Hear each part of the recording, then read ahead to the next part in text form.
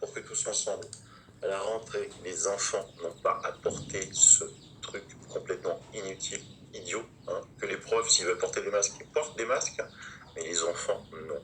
Hein, on ne va pas ôter la joie de vivre aux enfants, on ne va pas en faire une génération complètement triste qui va tomber malade, justement, parce que ils vont pas comprendre les distanciations sociales, tout ça, c'est des enfants. Laissez-les vivre.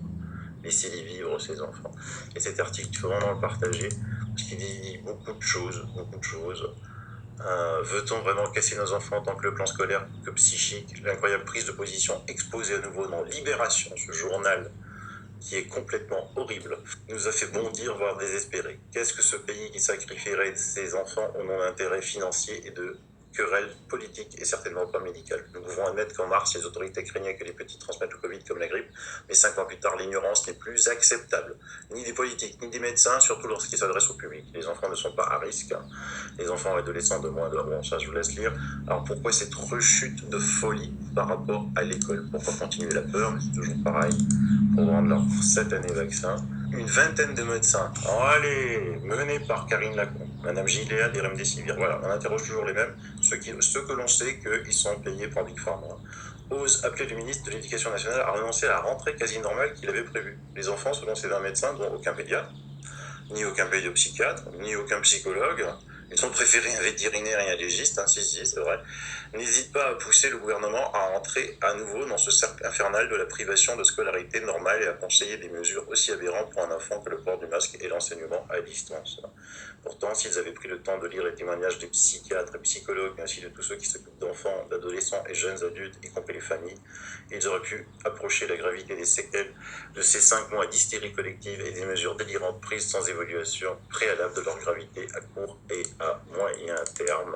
En Suède, de nombreuses écoles sont restées ouvertes pendant l'épidémie, représentant une occasion unique d'évaluer l'impact de la poursuite des activités scolaires sur l'incidence et la gravité de la maladie. L'incidence cumulée des hospitalisations avec diagnostic de Covid chez les enfants scolarisés était de 9 pour 100 000 enfants, versus 230 à 100 pour 100 000 hospitalisés et à 99 pour 100 000 décès dus au Covid-19 parmi la population adulte de Stockholm, qui compte environ 2 millions d'habitants au cours de la même période. Cela montre que la poursuite des activités scolaires n'a pas aggravé l'évolution de la pandémie pour les enfants en Suède par rapport aux pays ayant des mesures de verrouillage strictes. Les avocats du masque citent les foyers d'infection constatés dans des écoles israéliennes ou dans une colonie de vacances américaine. Oui, alors ils vont toujours chercher des exemples là où ça les arrange, mais jamais là où ça ne les arrange pas. Hein. C'est toujours le virus du mensonge transmis par des médias honteux de mensonges. Il reste ici, regardez, ça, vous savez ce que c'est, ça? C'est le nombre de décès pour 100 000 habitants, toutes causes confondues, d'octobre à juin, depuis 10 ans en Suède. Voilà.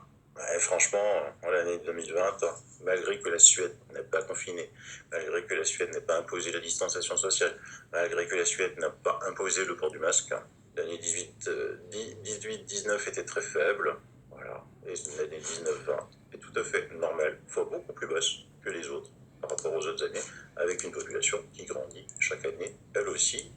Donc, arrêtez ce virus de la peur. Il va y avoir beaucoup d'actions qui vont avoir lieu. Ça va être le temps maintenant des procès, des plaintes, donc contre la liberté de prescrire, contre les masques, contre le confinement, contre la 5G, oui. Restez sur ma chaîne, vous allez avoir des plaintes contre la 5G. Mes procès perso contre ceux qui me censurent. Les référés ont été postés, j'ai les dates des référés. À un moment, il faut savoir dire stop à tous ceux qui se croient tout permis, soit parce qu'ils occupent des fonctions alors que ce n'est que des élus, soit parce qu'ils disposent du pouvoir, de l'argent,